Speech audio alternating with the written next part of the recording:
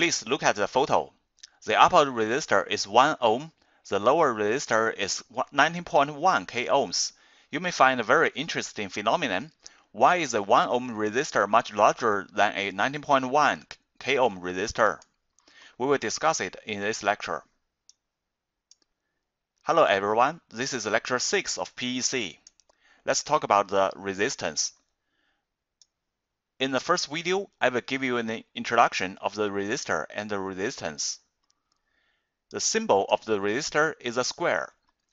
As we've learned before, in the Western textbooks, it usually can be expressed by the polylines. The two are consistent in our course. We have learned the Ohm's law in the middle school. However, we discussed the reference directions carefully in the last lecture. If the voltage and the current of a resistor has the associated reference directions, we have U equals R times I. Here, R is the resistance, and its unit is ohm. We give the definition of the resistance now.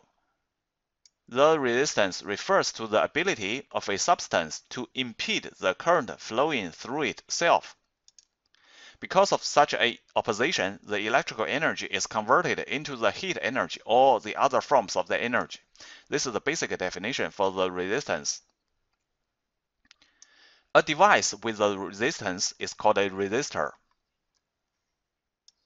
Besides the resistance, we often use another related variable in our course, that is the conductance. It is a reciprocal of the resistance.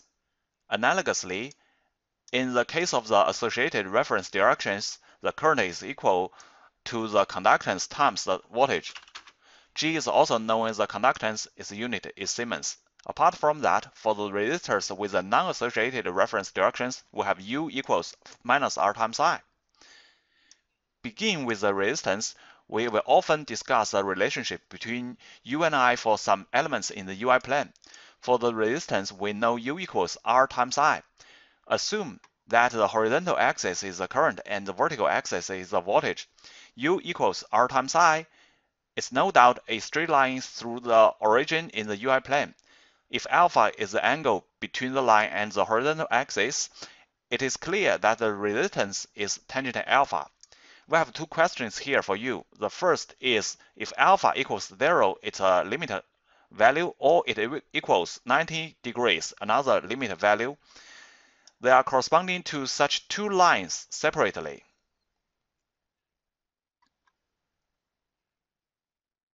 What does it mean for the resistance? It is the first question. The second question is about U equals R times I that we have just discussed, in which R is positive. So the line goes through the first and the third quadrant in the UI plane.